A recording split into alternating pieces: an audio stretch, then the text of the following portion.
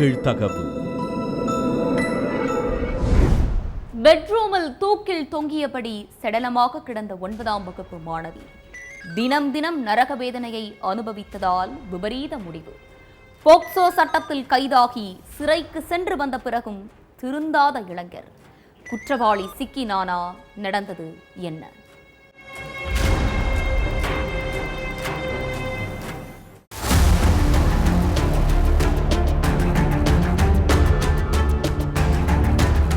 March 5ஆம் தேதி காலையில் பெத்தநாயக்கன் பாளையத்தில் உள்ளவங்க எல்லாரும் வழக்கம் போல ஆஃபீஸ்க்கும் ஸ்கூலுக்கும் கிளம்பிட்டு இருந்தாங்க. ஏரியாவே பரபரப்பாக இருந்திருக்கு. அந்த நேரத்தில் ஒரு வீட்டில் இருந்து ஐயோ ஐயோன்னு கத்தி அழுவுற சவுண்டு பலமாக கேட்க கொஞ்ச நேரத்திலே அந்த வீட்டோட வாசலில் ஆம்புலன்ஸ் ஒன்று வந்திருக்கு. யாருக்கு என்னாச்சுன்னு அக்கம் பக்கத்தில் இருந்தவங்க ஓடி போய் பார்த்துருக்காங்க. அப்போது அந்த வீட்டில் இருந்த 9வது படிக்கிற சிறுமியை ஆம்புலன்ஸ் ஊழியர்கள் ஹாஸ்பிட்டலுக்கு அழைச்சிட்டு போயிருக்காங்க. அந்த சமயம் மூச்சு பேச்சு இல்லாமல் இருந்த சிறுமியை நர்ஸ் ஒருத்தங்க பரிசோதனை பண்ணியிருக்காங்க. அதில் சிறுமி இறந்து போய் 20 நிமிஷம் ஆகுதுன்னு சொன்னதும் பெற்றோர் கதறி அழுதுருக்காங்க. அடுத்து அங்கே இருந்தவங்க சிலர் போலீஸ்க்கு தகவல் சொல்ல சம்பவ இடத்துக்கு வந்த காவலர்கள் உங்கள் பொண்ணு எப்படி இறந்தாங்கன்னு கேட்டிருக்காங்க. வழக்கம் போல காலையில் மகளை எழுப்புறதுக்காக பெட்ரூம்குள்ளே போனேன் சார், அங்கே என் பொண்ணு தூக்கில் தொங்கிட்டு இருந்தான்னு சொல்லி கதறி இருக்காங்க. அடுத்து நடந்த விசாரணையில் தான் போலீஸ்க்கு உண்மையே தெரிய வந்திருக்கு. சேலம் பெத்தநாயக்கன் பாளையத்தில் உள்ள சுபாஷ் அதே ஊரை சேர்ந்த 9வது படிக்கிற சிறுமியை லவ் பண்றேன்னு சொல்லி டார்ச்சர் கொடுத்துருக்கான். சிறுமி ஸ்கூலுக்கு போகும்போதெல்லாம் தன்னோட காஸ்ட்லியான பைக்கை எடுத்துட்டு போய் தன்னை ஹீரோ ரேஞ்சுக்கு பில்டப் காட்டியிருக்கான். வயசு கோளாறுல அவன் பேச்சை நம்பின சிறுமி அவன் நல்லவனா கெட்டவனா இப்படி எதுவும் தெரியாம அவன் கூட பேசி பழகினதா சொல்லப்படுது. அதுக்கப்புறம் அவன் கூட பல இடங்களுக்கு பைக்ல ஒன்னா போயிருக்காங்க. 2 பேரும் சேர்ந்து ரீல்ஸ் எல்லாம் பண்ணி இன்ஸ்டாகிராம்ல அப்லோடும் பண்ணியிருக்காங்க.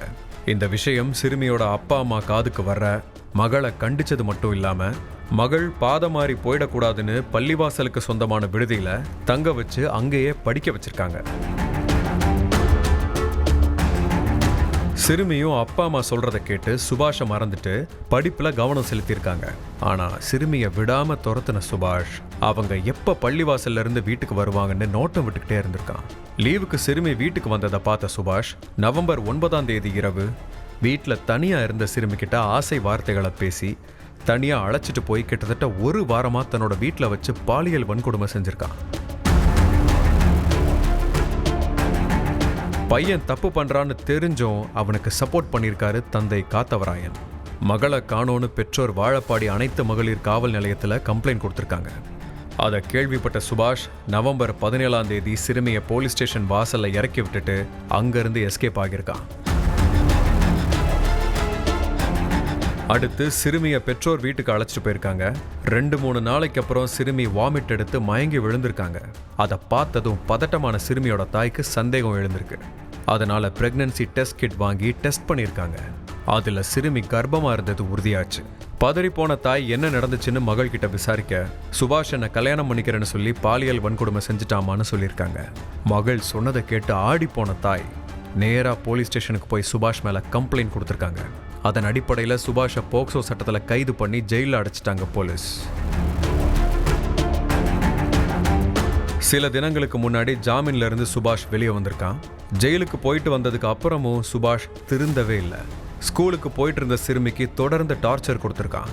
என் கூட நல்லா பேசி பழகிட்டு இருந்துட்டு இப்போ உங்க அம்மா பேச்சை கேட்டுட்டு என்னை வேண்டான்னு சொல்றியான்னு கேட்டு சண்டை போட்டிருக்கான்.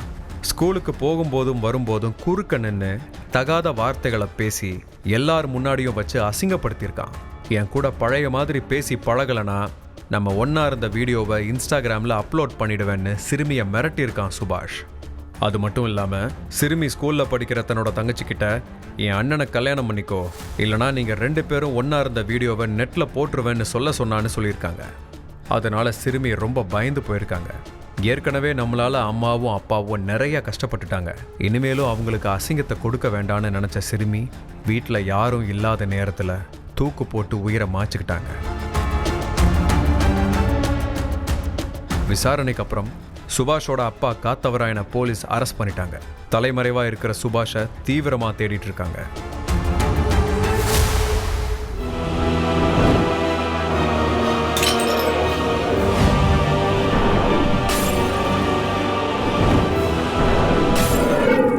நிகழ்தகவு.